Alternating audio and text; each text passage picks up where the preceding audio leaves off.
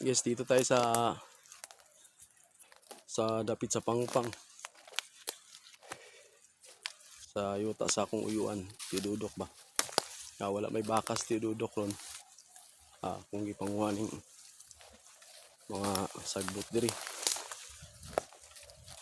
So, ang baka ako na itong gitugway pero hinanglan pag yun nila pagkaon. Pangunguha ko.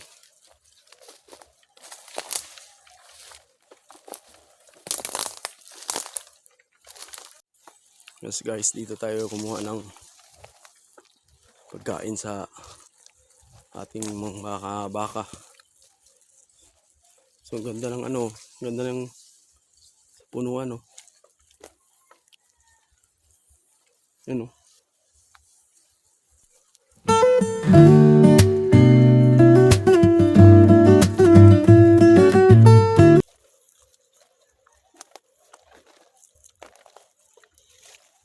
everyday ko itong ginagawa. While na nagpaharap. Ito, pwede nga dito pa anuhan ng baka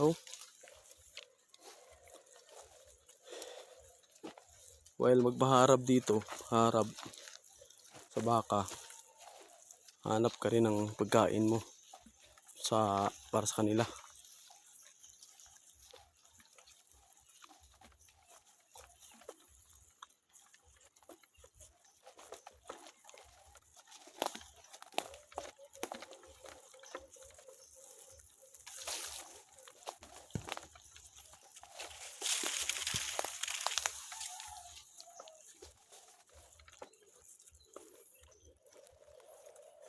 Kita na nasa bundok pero nakasapatos.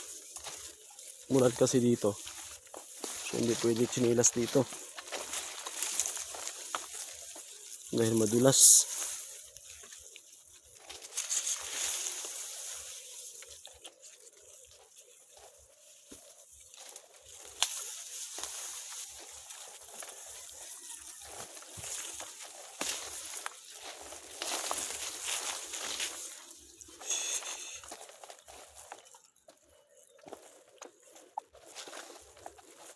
Baon na rin tayong tubig in case na mauhaw tayo.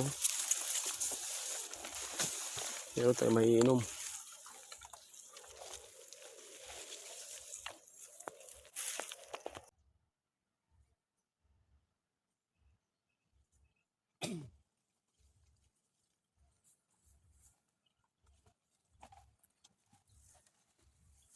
Dito sa bundok guys, kung maalam ka lang talaga dito at matyaga, siguradong mabubuhay ka dito.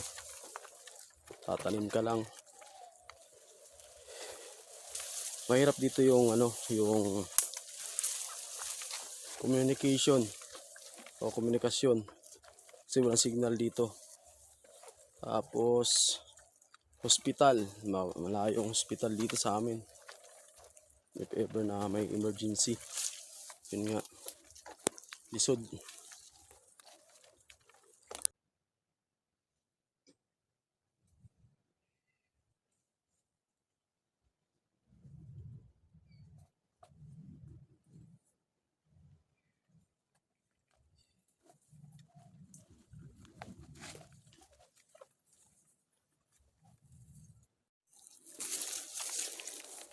Dito na yung yung lugot kung sa amin, tabay kung tawagin sa Bisaya ba.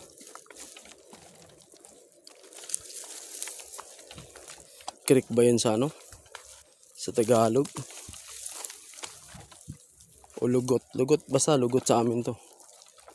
So yun yung baka nandyan sa itaas niyan.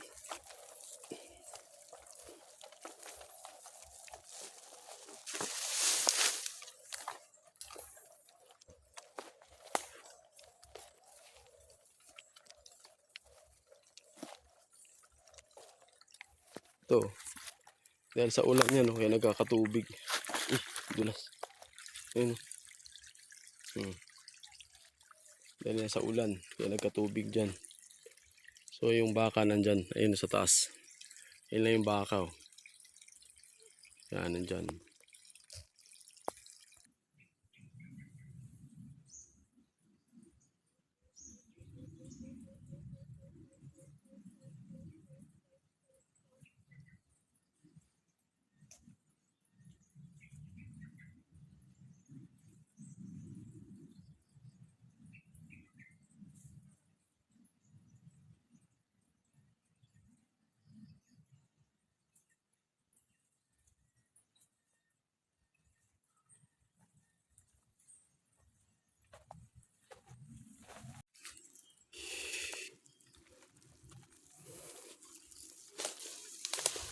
Yung baka, oh. So, ganda na sikat ng araw dito.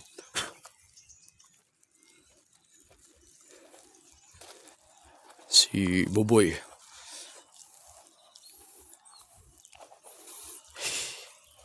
Lapit agad siya, oh. Alam niya may pagkain, oh. Lapit agad siya, oh. Hindi natin sila daling. Yan.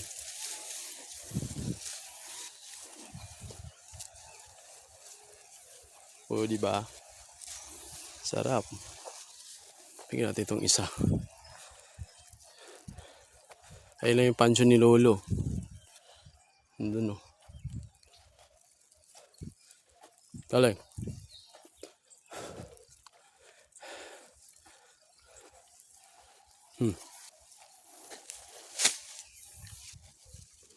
Hindi mo abot. Sarap.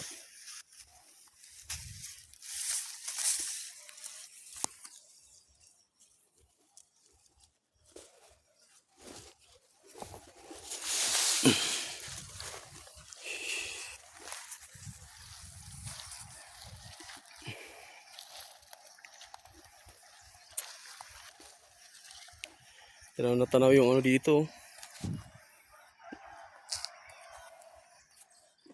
Yung ilog. So, pupunta tayo sa labong. Hanapin ang dabong, guys. Hanapin tayo ng dabong. Dabong sa labong. Yung dabong na hindi mapait. Nangunguha ako dito. Kahit maliit lang. Sarap igisa yan.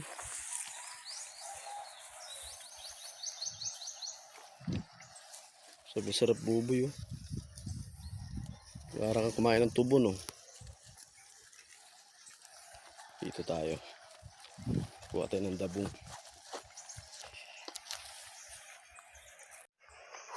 Everyday kong ginagawa to. Kapag nagpapahard ng baka, kahanapin tayo ng pagkain nila. Kasi kailangan nila yan.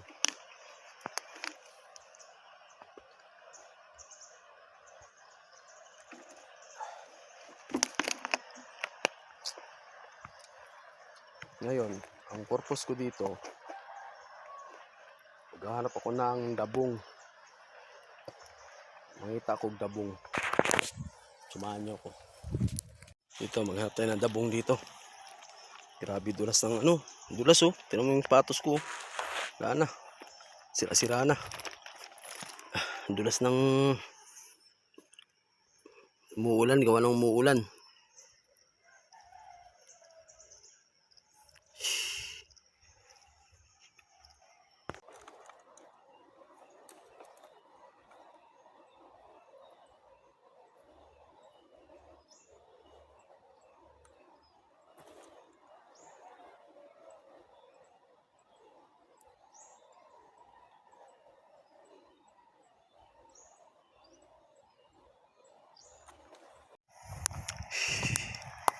Dandahan, madulas. So dito sa bukid, guys, sa bundok, kung matyaga lang talaga kayo dito, maraming pagkain dito. By nature. Tulad yan, no? Kawayan, maraming ano yan, maraming labong. Pero yan yung mga klaseng kawayan na mapait. Mga kailangan ko pang pakuluan yung labong yan o dabong bago makain. I think sa akin 3 beses ko papakuluan yan, eh, para mawala lang yung ano niya, pait. Tapos inaano ko sa asin. You know, kawayan din yan, no?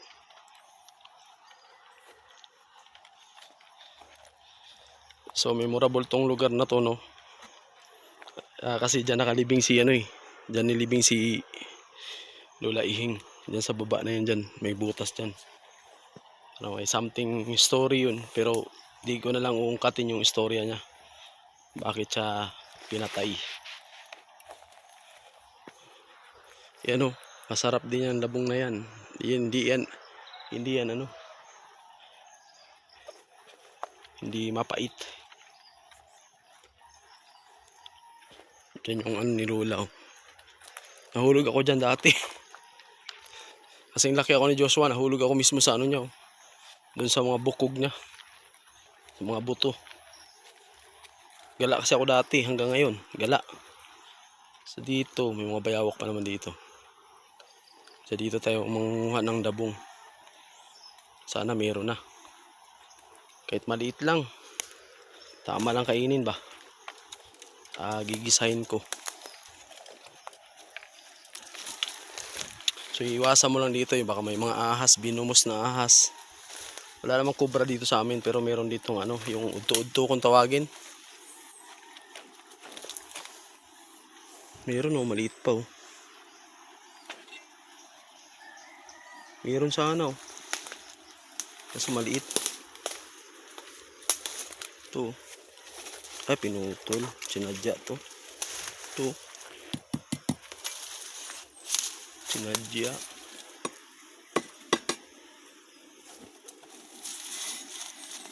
Mga tayo dito. Baka may blessing. Dito tayo. Ano tayo dito? Baka mayroong ibigay ito sa atin. Pang-ulam.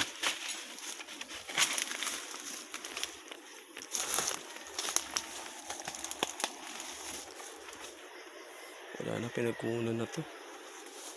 May kumuha na dito guys. Unahan na ako ng mga hunter sa labong. Labong kasi paborito ko talaga yan. Sa labong ako pinaglihi. Ito, laki oh. Laki niya no. Kaso, kinuha na. Kinuha na yung ano, yun oh, pinaka ulo niya o head. So wala na yata dito. Wala tayong makuha dito. Wala akong ulam. May ulam sa bahay pero mas masarap kasi itong labong. Yung kayo sa kabila. Wala. Meron dito maliit. Ayun maliit meron. Kasi sobrang liit. Aray ko. Yan. Paghihirapan mo nga lang yung bago ka makakuha ng ulam.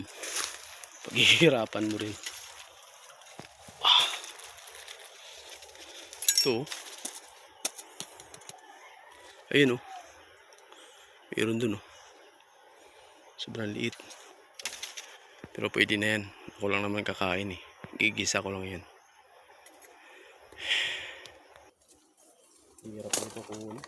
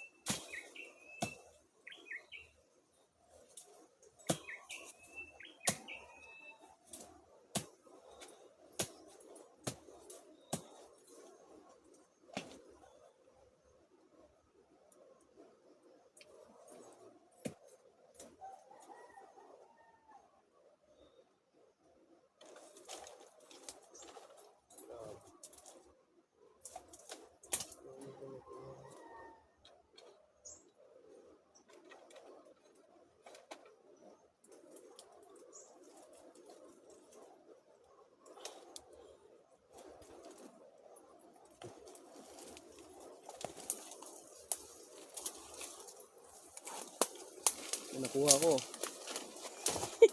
Ang liit. Sayang. Nakuha ko ang liit. Pero pwede na to. Ako lang naman kakain. Babalik na ako dun sa taas guys. Pwede na to. Ako lang naman kakain. Gigisahin ko lang to. Sarap nito gisa. Aray ko po. Ang hirap.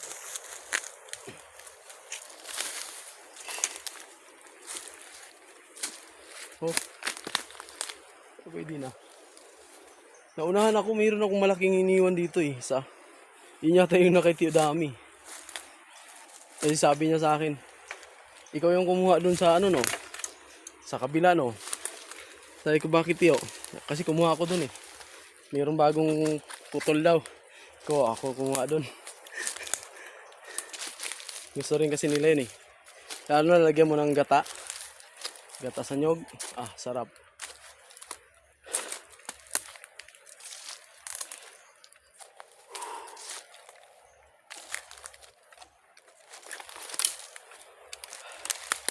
Itong pinagkunan ko nito, parte pa rin ng lupa nila ni Papa, ni Tio Dudok o ni Auntie Bitil.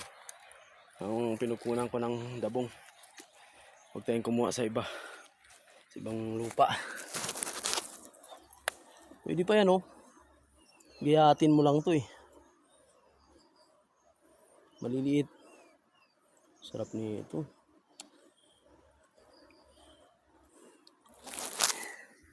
Nagbunga yung pagpapawis ko ah. Ganito akong postura gawa nung pupunta sana ako dun sa kuweba. Meron akong isang cave na hindi pa na bababaan eh. Wala akong flashlight. So cellphone lang gamit ko. Kaya sa tutuloy ako, hindi na. Nagluluto na lang ako ng aking nakuha. Oh, ulam na.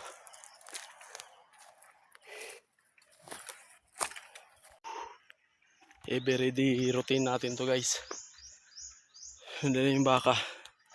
Iwanan ko lang dyan. Tapos, uwi na ng bahay. Lagi ito, araw-araw. So, malaking tulong din to sa katawan ko kasi na-exercise. So, mamaya, pag walang tubig yung tangkal sa mga baboy, maghahakot na naman ako ng tubig galing sa bahay. Papunta naman doon sa tangkal. Ganito lang sa bukid. Bawal dito yung batugan. Bawal dito yung patulog-tulog. Patay ka dito. Ganda ng bilang bundok oh.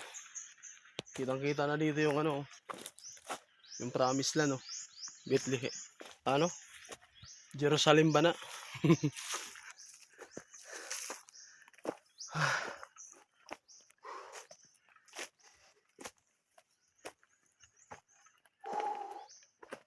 Grabe. Nandito kayo sa area na nilalakaran ko, baka sabihin nyo ayoko na magbaklay-baklay or maglakad-lakad. Paakyat kasi ito papunta sa amin. So lapit na naman uulan oh. Uulan na naman yata. Umidilim na oh. So ang ulan, malaking tulong din to sa tulad namin nandito sa bukid o sa bundok. Lalo na yung may mga palayan doon, bigasan, yun doon oh. Palayan, may mga mais. Basta nakakatulong yun sa aming pananim dito sa bukid, pero if tuloy-tuloy, nakaka-apekto din siya. Kasi maaaring malunod yung ibang tanim.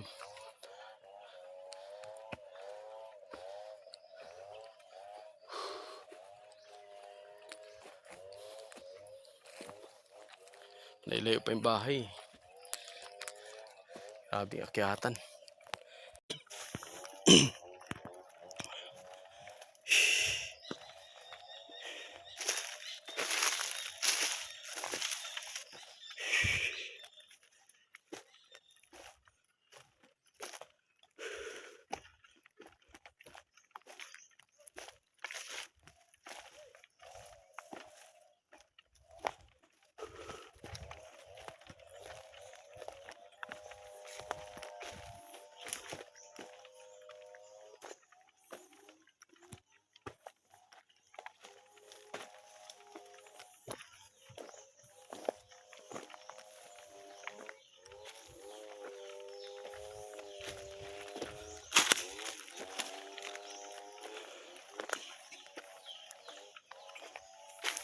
Dito na tayo sa Angkalipapa.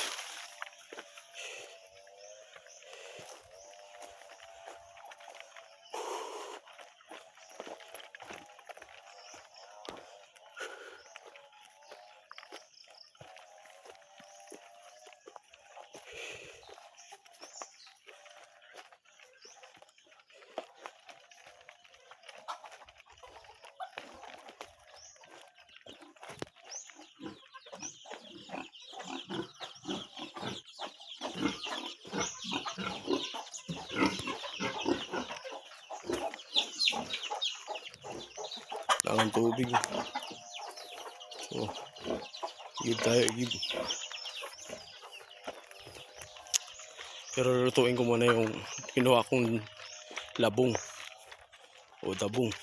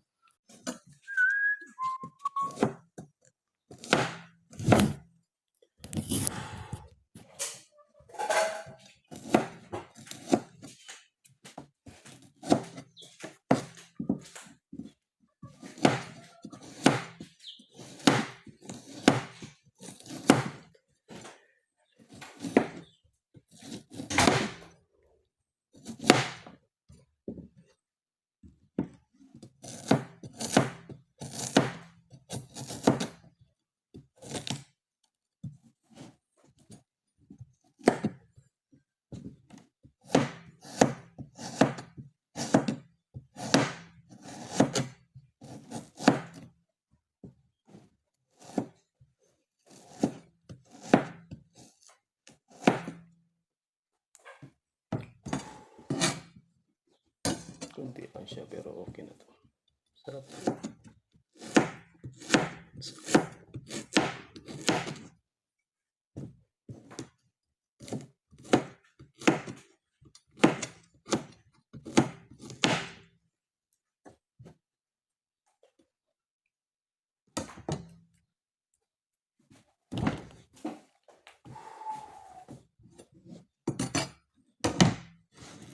Dumi ang kamay ko. Ang dumi na aking kamay.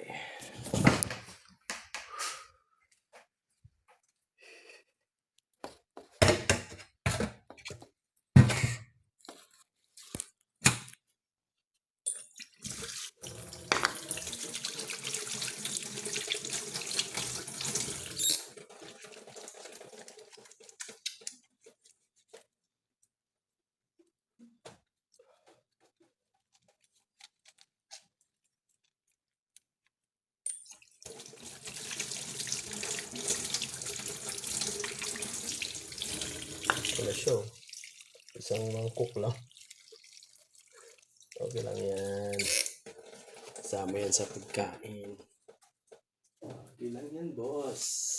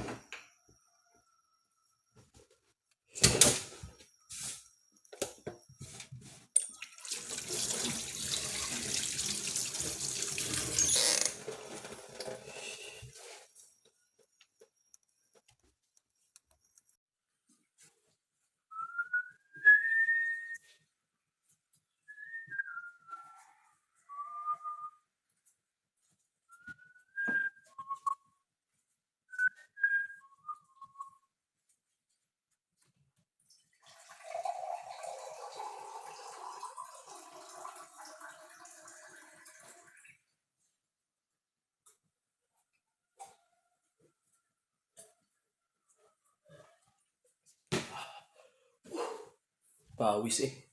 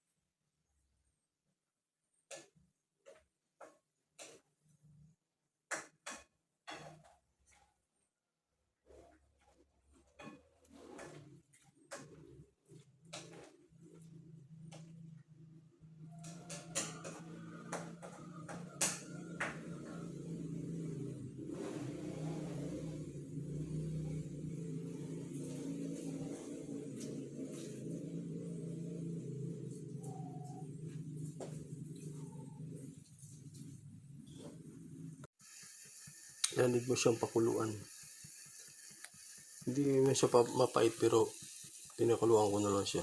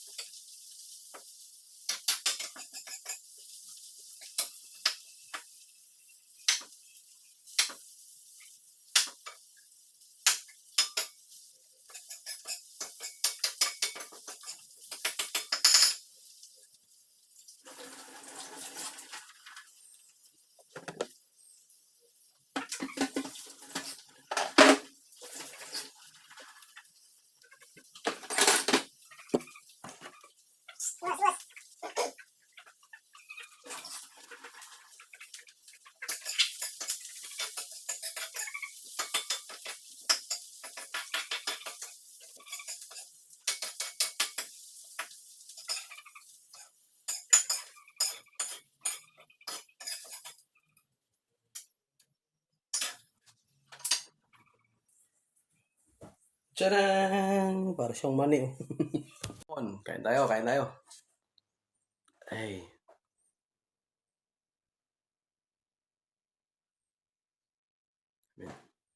Kaya tayo guys.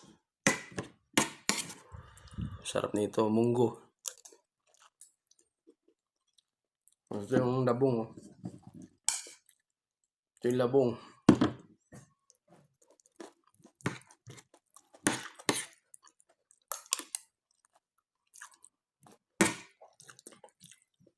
Kasi pag lang dito sa bukid, hayahay ka na. Amen. Kasi pagka umikot-ikot ba sa paligid mo, busog ka na. Pasamahan pa ng bulad o tuyo. Tawagin sa kanil sa ano. Sarap, hayahay.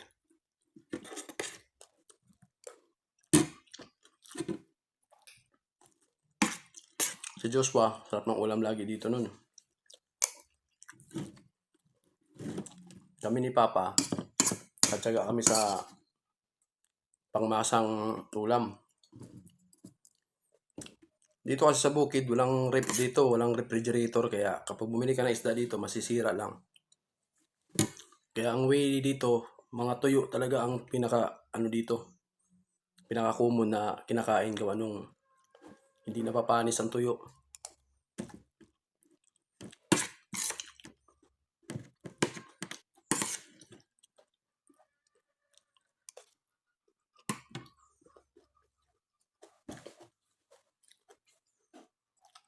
Hanggang dito lang pala yung video guys. Maraming salamat and thank you for watching.